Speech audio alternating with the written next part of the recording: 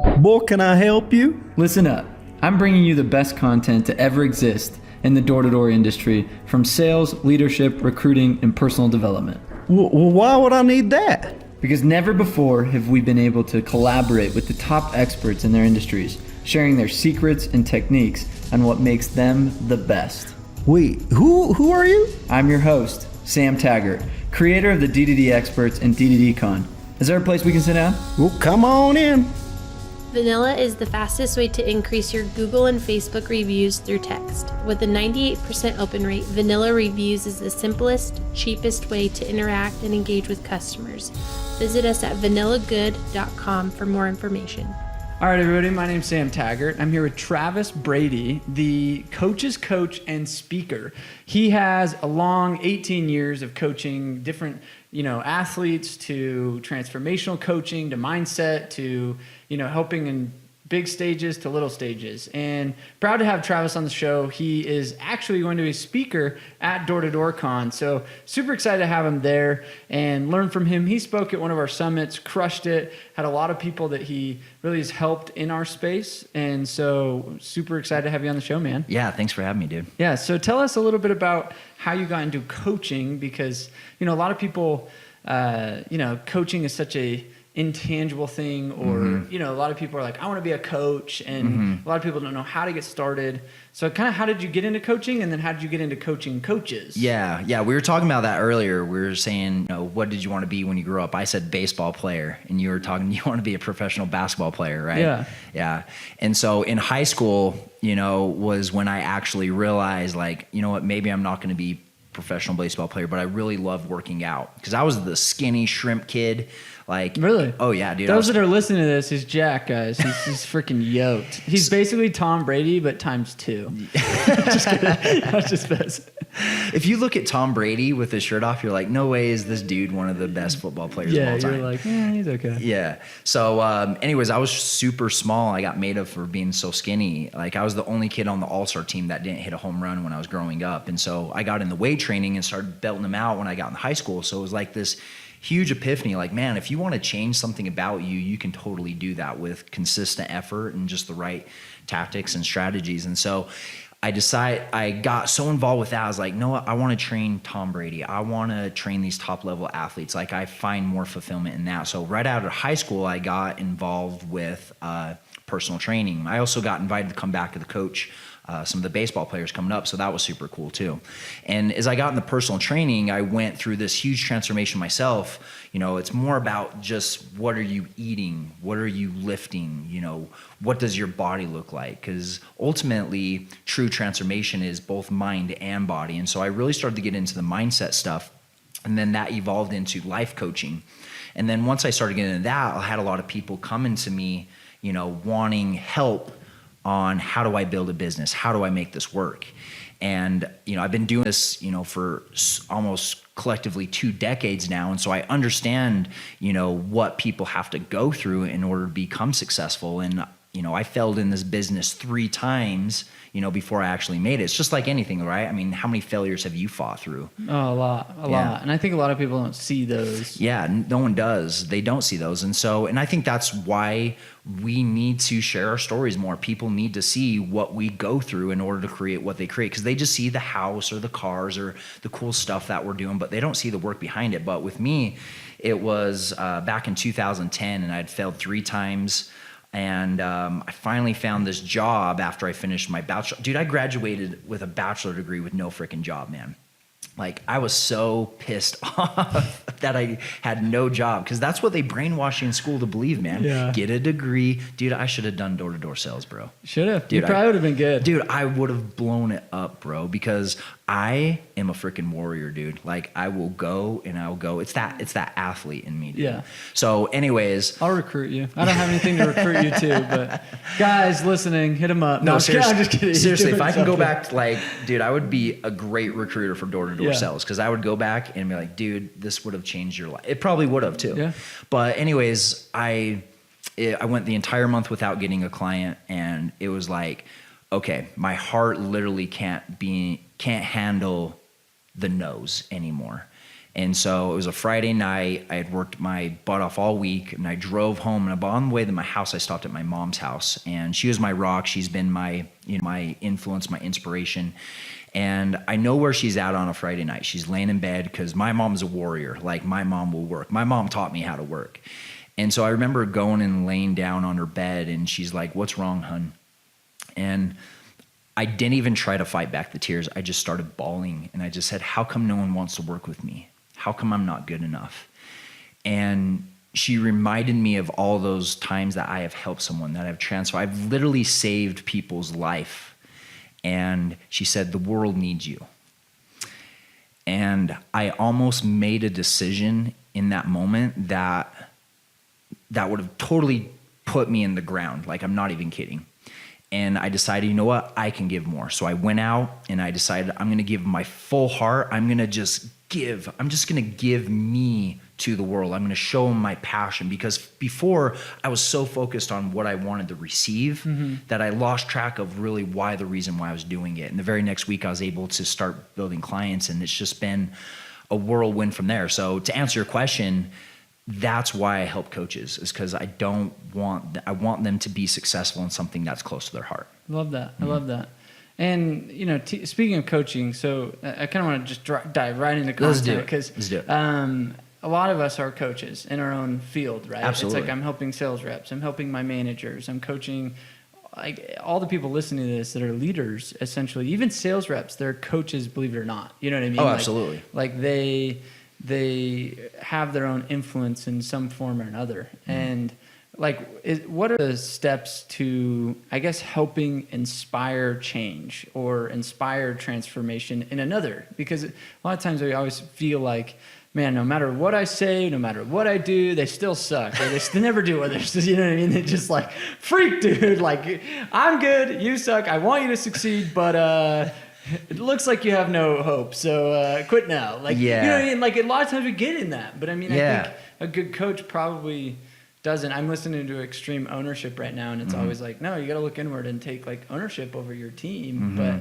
I guess the question would be how, and I think you probably have a lot of good insight on that. Yeah, I have a couple things. I want to talk about one thing in particular that brings a light to a lot of people, that I think people listening right now would get a lot out of. When people introduce me, sometimes they'll call me a motivational speaker and be like, no, don't call me a motivational speaker. I don't like the term motivational speaker. And so people group motivation and inspiration into the same term. Yeah. Motivation and inspiration are actually two different terms. They're contrasts, actually. Motivation is push.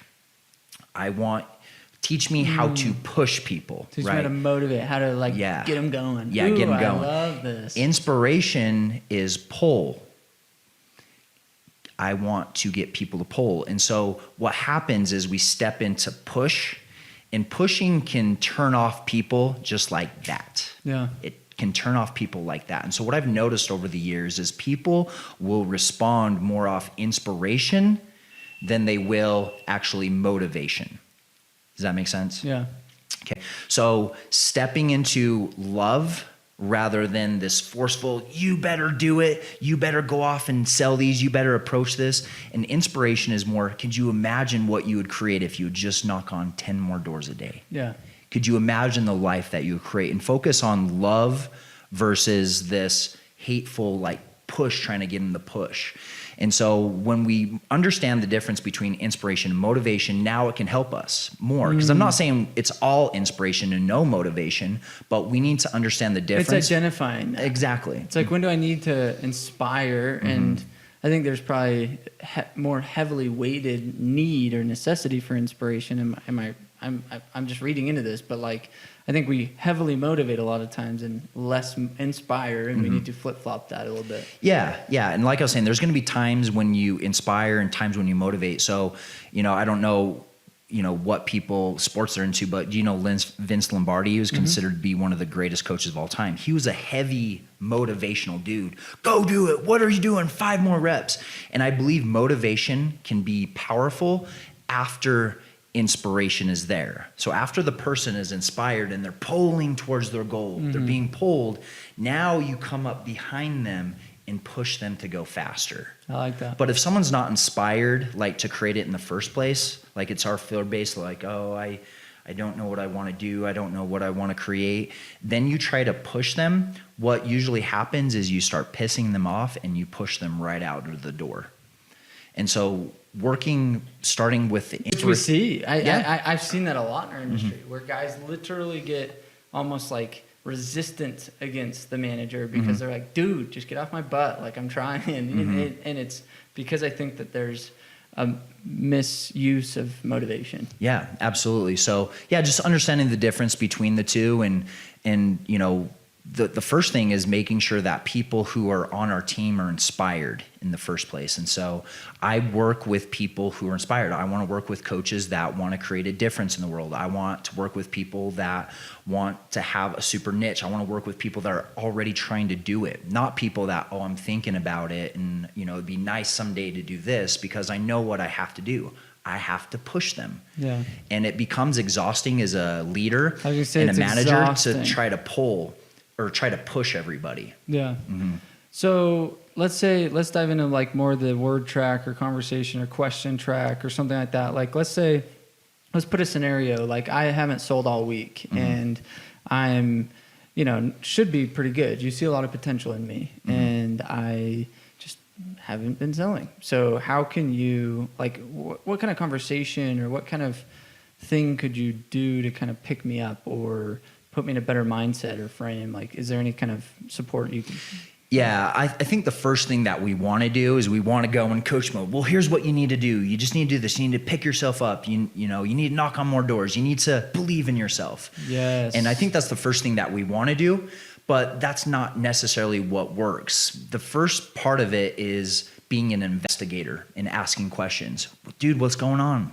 Why are you struggling? And understanding what's the mindset that changed, you know, what's the identity change? Maybe they knocked on the door and this lady that maybe just got cheated on or maybe just got divorced, doesn't have any money and maybe really wants your product. But the fact she was so pissed off, she couldn't afford your product, just ripped you a new one. Yeah. And then in that moment, it affected the rest of your week. Yeah. Yeah, something like that. Now you take on this altered identity. Maybe people don't want me. Maybe I'm not good enough. Maybe, and then we carry that identity of who we are to the next door. I'm not good enough. Nugget. I'm not good enough. Yeah. Nugget. No, because it is such a masculine energy. You know, I went to this marriage workshop and they kind of talked about kind of that we always want to fix it, right? And hell yeah, we do. Exactly. It's not about the nail though, right? No, but I mean, that's it though. I mean, it's like you immediately go to like, dude, you're just not knocking hard enough, or, oh, you're not, you know, you're not saying this, and just start to almost misdiagnose maybe.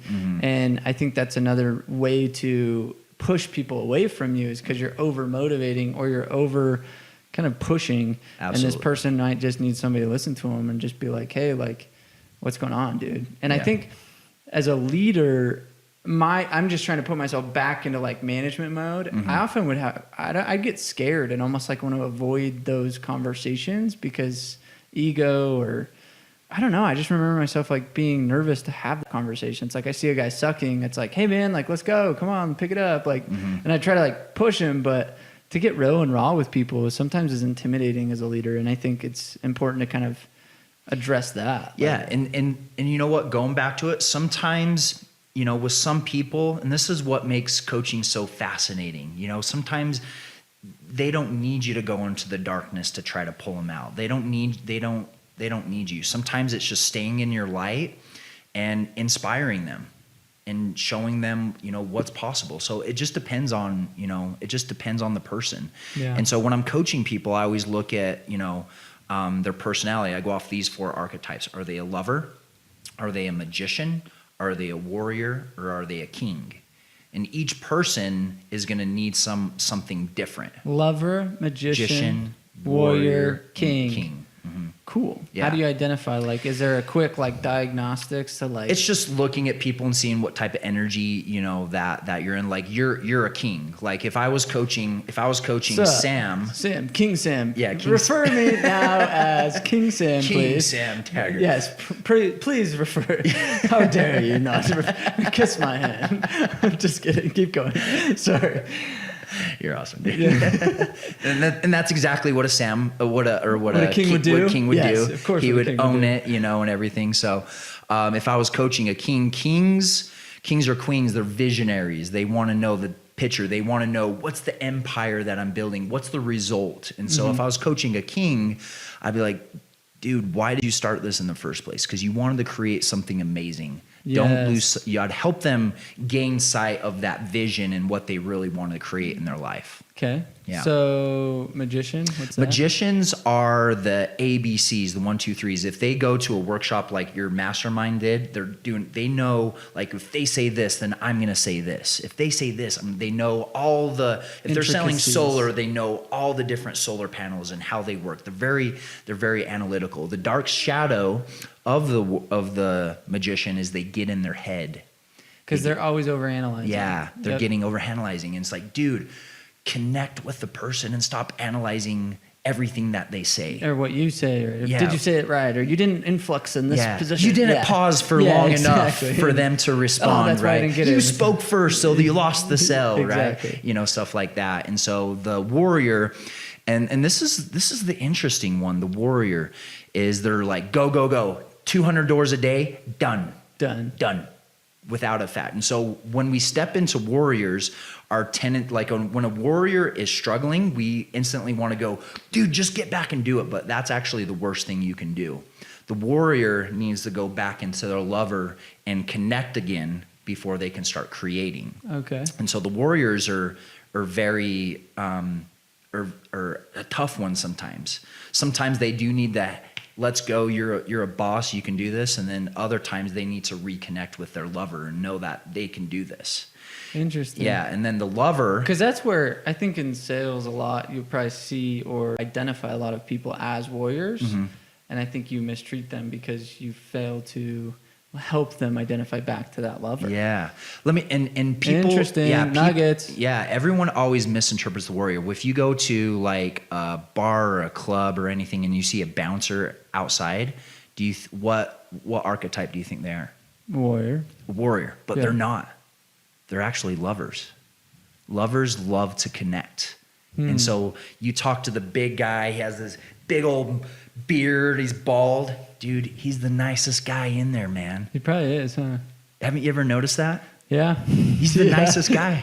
True. That you just made me think of that exact archetype. I'm like, oh yeah. Dude, I have to tell you a funny story. So I have a rule whenever I go out and there's karaoke, I have to sing, right? What's your song? Backstreet Boys, I Want It That Way. Amen. I have performed that multiple times. Yeah. It's classy. And so we're going out, I'm eating this burger and they finally call my name. I'm like, have burger, trying to swallow my burger. I go up and I see this guy in the corner and he's this big old biker dude. And I'm like intimidated immediately, right? A little bit. It's like he's watching me sing Backstreet Boys. He's watching me sing Backstreet Boys. Yeah. But dude, I just own it. I get up there, I'm waving my hand and I look over to this big old dude and he's laughing. He's trying to get everyone's attention to start waving. Yes. And dude, I was like, wow, this is awesome. And it was awful. And at the end, I walked up to him after. I was like, dude, I just want to thank you for being so cool and everything. And he's like, yeah, no problem, dude. And he's like, but let's get something straight. Like, you're not good. Because I think he thought I was like, I was good. Like he thought like this dude thinks he's good and he's really not. But I love people like that. He loved me, but he was on enough to be real with me. Yeah. And I was like, I just give him this big old hug. I was like, dude, I love you more for that. Yeah. But he's a lover, but he also does have some worry in them. And the lovers are interesting. And I've coached a lot of lovers over the years. And the lovers need to connect, but at times they just need sometimes that punch in the face too. But you really have to build up the rapport and the love in them first before you can punch them in the face. Because if you try to punch them in the face from the very get-go, dude, they're just down for the count. I love that. Yeah. Yeah, and I think where sometimes we try to use a blanket approach to coach everyone, yet fail to seek to understand and identify what archetype they are. You know what I mean? I like that. Okay, so let's hypothetically say I'm a warrior and I'm having this crap week, and you start asking me these questions and you start saying, okay, let's identify what's going on. So you ask me, let's kind of role play this. Okay. I just haven't been able to sell all week. I'm freaking suck. Your turn. Very deep. Super good role play. Tear. Mom, I suck. Yeah. So King Sam, so tell me, you suck. Why do you say you suck? Man, I just know that last week I threw in 10, the week before that 5, and then this week 0. I just feel like I was on a big streak, and I don't know, dude, I'm just in this freaking funk and nobody's buying. It just sucks. Yeah, it does suck. But let me ask this. Do you honestly believe you suck? No, I feel like I'm good at this. Like, I feel like... And why are you good at this? Just because, I did 10 last week, and, I'm one of the top guys in the office most of the time, and I'm in this funk, and I know that I could be a top performer. I know that I could be just as good as Tommy and Travis and Sally. She's just killing it, and it just irks me because I know I'm better than that. Yeah. What did you just say? I know I'm better than that. You know you're better. Yeah. Yeah. And so you're allowing yourself to sink down at this level, which you know you're not. Yeah. No, that's a good point. Yeah. Because you said that you're good. And you know why you're good? You know why you're good? Is because you can own the suck.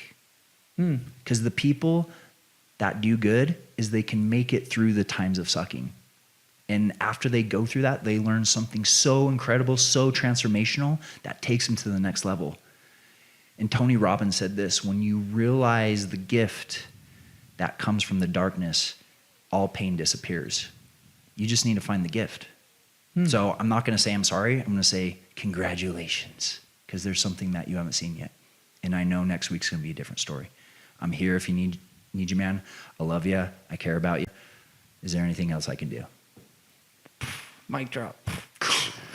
And of course, I'm going to sell 20 next week. So. Yeah, right. Just right. kidding. And that's a 5-minute conversation. No, but that was extend. no, obviously. But Yeah. I wanted a quick, just that you kind of hit each step, but you did it in a very condensed way, which sometimes has to be a 2-minute conversation, because all you got is 2 minutes, and all his attention span is 2 minutes. It might be a call, it might be a sit-down one-on-one. Yeah. And I think a lot of times, being able to identify what situation am I in, what archetype are they, and then how do I first discover and ask questions and then really support them in their archetype. I like that. Yeah. And the big thing going on top of that too, the big nugget too, is when people go through a funk, all it is something happened internally with their identity and how they see themselves, and they turned it around. They went from, I'm an amazing salesman that can connect and love anybody, to I'm not very good, and they start questioning who they are as a person. And I think it can just be easily as turned around again. Yeah, absolutely. You know what I mean? Like, dude, here's a stupid example, but I ball Monday, Wednesday, Friday. Last week, I was like 0 for 20, like every day. And I was like, this is so weird. I'm in a funk, right? Yeah. Like, I'm just going to use basketball, but it's the same principle. Today, I went like 19 for 20. Like, I literally could not miss today. Yeah. And I just woke up this morning. I said, hey, if I'm going to go play basketball today, I'm going to freaking dominate. And I literally set the intention where most of the time, like, obviously you don't get that intentional about like morning pickup. But Yeah, like, right. at the end of the day, like, I found I literally flip-flopped. It was 3 days that I'd played before. You know what I mean? And I think that a lot of people feel that once they get into these funks, it's going to take them a year to get out. And I think sometimes it's just a light switch. It flips off, it flips back on. Dude, amen. Yeah, I tell people you got to catch it. You got to be aware, and you got to catch it, because if you don't catch it, you just keep sliding down. Yeah, you keep sliding down, 100%. Yeah. And then it's like, oh, I'm not that good of a basketball player. Oh, maybe I shouldn't go next time because I freaking feel like the dud. And then, you know what I mean? And it's like, I should never play basketball again. And, and it could just get worse, right? But it's like, no, I had a couple bad days. I shouldn't even live on this planet. Yeah, exactly. I should definitely jump off a bridge because I went over 20. No, but I mean, it's like, even look at Steph Curry. Like, he went through that. Tiger Woods, the perfect example of that. Yeah. Like, you know what I mean?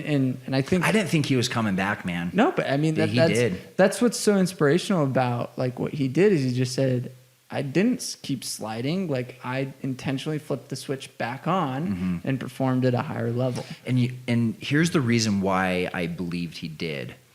At his major, or that last one, the big one he won, his kids were there. And I think his why, his purpose, ignited him for that tournament. Yeah. And I think that's the reason why he pulled it off. Amen. Yeah. I didn't even notice that, but that probably is a big one. And I think a lot of times it may take an external, bigger purpose, a motivator like your family or kid or wife or grandma or dad or brother or whatever, to kind of just wake up and be like, dude, like, you're better than this. Yeah. Just like what I went through, right? It's like, wait, you just said you're better than this. Like, do that. Yeah. Do that. It sounds so stupid, but it's like, you just said it. And it's not so much the words, it's the feeling and the emotion we feel behind it. Yes. Yeah. So I think everything, like, I found out, like when you start breaking down, like, what does knock doors mean to you? What does love mean to you? What does go the extra distance mean to you? And everyone has a different definition, but behind that definition, there's a different emotion. And I think sometimes we don't look at those deep emotions and how people feel behind each of those words. So if you're given a pep talk, go work hard, go do it, go knock doors, and you're saying the speech, you got all these people in the room that might be feeling it at a different level. And so that's why I believe that, like, leaders and what you do, like, you have to be a coach. You have to know how to manage people one-on-one. Well, it's the nature of this business. I think, like, you could always be an adder, but once you can become a multiplier and help others attain what they can, that's when true wealth is built in this business particularly. Yeah, I believe that. Well, anyway, we got to kind of wrap up, but, like, dude, this has been awesome, and I'm excited to kind of continue this relationship. Yeah.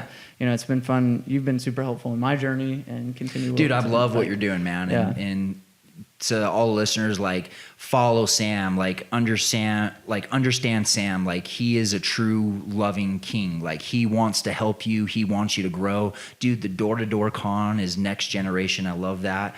And just pay attention to what this guy does. Like, you'd be literally, like, stupid if you didn't try to get in this guy's world some way, somehow. So, dude, huge shout out to you, man. Thank you, man. Yeah. It means a lot. Yeah. And likewise to Travis, guys, like, where could they find you? Like, if they wanted to get help or learn more about your events or whatever. I would say what most people are on Instagram.